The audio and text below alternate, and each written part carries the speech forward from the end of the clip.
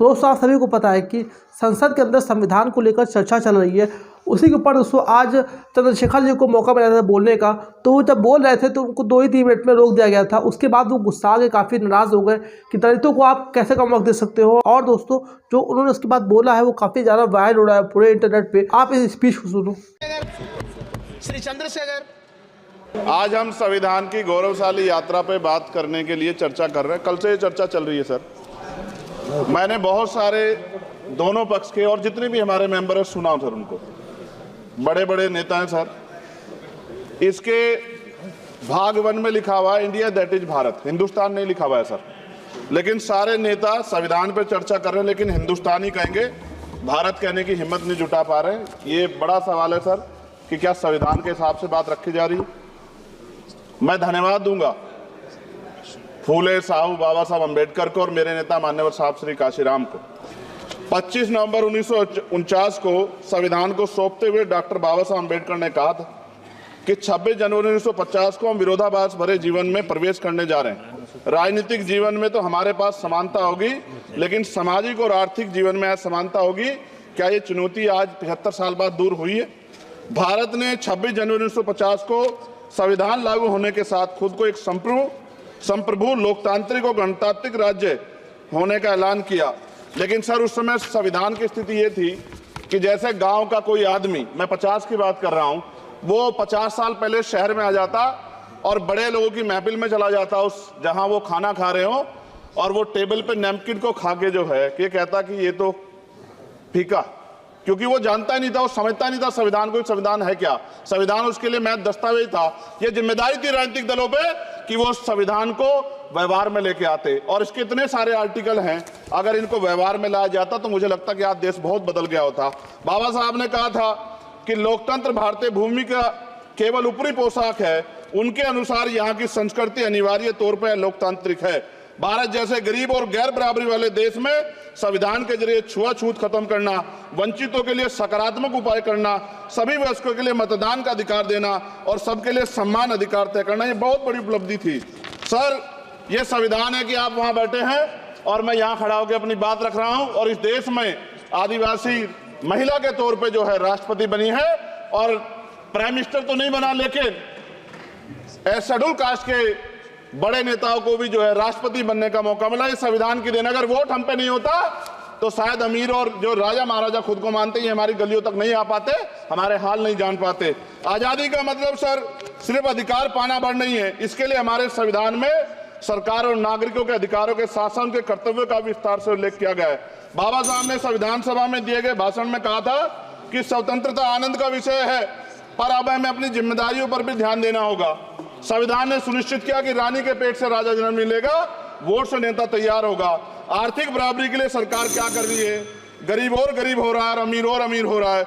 सुबह उठते कहीं बम की धमकी मिलती, कहीं दंगे की। ये अमृत काल है सर या धमकी काल है? कितना बढ़ रहा है आर्टिकल 15 सर। भारत में आज भी घोड़ी चढ़ने बैठते होती है। प्लीज सर क्या दलितों को यहाँ भी बोलने का इजाजत नहीं है सर? अगर सबको 4 मिनट दे दो ये भेदभाव नहीं चलेगा दलितों के साथ। Time is 4 minute, don't waste. भाई सर आप चेक करो, अगर सबको 4 मिनट दिए तो आप मना करो, मैं बंद कर देता हूँ इसको।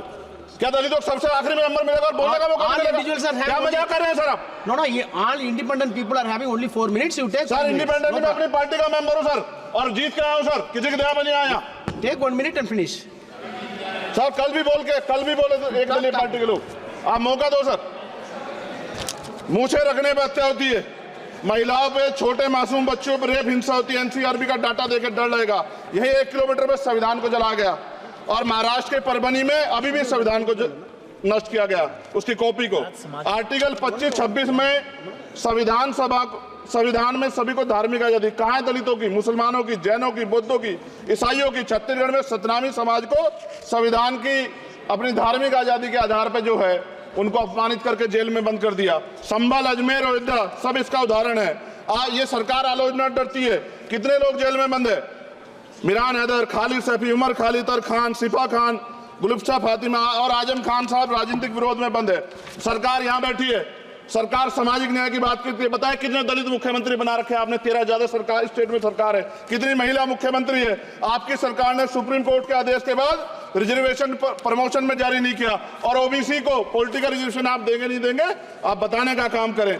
मैं 75 साल की गौरव यात्रा में हम एक सभ्य समाज नहीं बना पाए, इसलिए जाति आधार पर SC ST OBC के बच्चों को प्राइमरी स्कूल से लेकर उच्च संस्थानों में भेदभाव किया जाता है।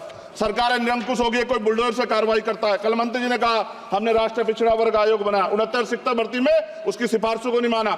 EWS के जरिए आपने संविधान पे आरक्षण के प्रावधान पे हमला किया। 1 मिनट में खत्म कर रहा हूं सर। संविधान सर, न्यायपालिका में आर्टिकल 124 ये कहता है सर, ये अधिकार जो है, Sanjay sir ji please conclude sir 1 minute में प्लीज संविधान में न्यायाधीशों की नियुक्ति का अधिकार राष्ट्रपति के द्वारा होना चाहिए, अभी तक नहीं हो रही है। All India judicial service commission कब बनेगा? क्या चंद परिवार ही सर जज बन सकते हैं? और आज हम सर, मैं सरकार से सवाल पूछना चाहता हूं सर, सेवाओं में SC ST OBC वर्ग का कितना प्रतिनिधित्व है? भारत सरकार के मंत्रालयों के अधीन PSU में, बैंकों, बीमा कंपनियों में और स्वच्छता संस्थानों में आउटसोर्स तथा कॉन्ट्रैक्ट पर वर्तमान कार्यरत कर्मचारी कुल कितनी संख्या है? आउटसोर्स और कॉन्ट्रैक्ट में कार्यबल SC ST OBC कितना प्रतिशत है? निजी क्षेत्रों में कार्यरत कर्मचारी उनके SC ST OBC की वर्ग लाभ। सर खत्म कर, लास्ट पॉइंट सर, मैं फिर स्पष्ट तौर पर कह रहा हूं सर, यहां बैठे SC और OBC के मेंबर से कह रहा हूं सर, उनको सामाजिक जिम्मेदारी का ध्यान भी रखना चाहिए। पार्टी के प्रति वफादारी के साथ साथ अपने वर्गों के प्रति ईमानदारी भी रखनी चाहिए। ईमानदारी नहीं होगी तो उन वर्गों का भला नहीं हो सकता, और हमें बहुत सरकारों से उम्मीद नहीं है। बहुत बहुत धन्यवाद सर। Thank you. बहुत बहुत धन्यवाद सर। आज संविधान की ऊपर चर्चा करने के लिए आपने मुझे दोस्तों, अगर आपको ऐसी वीडियोस और देखनी है तो प्लीज़ हमारे चैनल को सब्सक्राइब कर लीजिएगा। चलिए मैं मिलता हूं आपको ऐसे किसी नेक्स्ट वीडियो में, तब तक अपना ख्याल रखिए। Bye bye.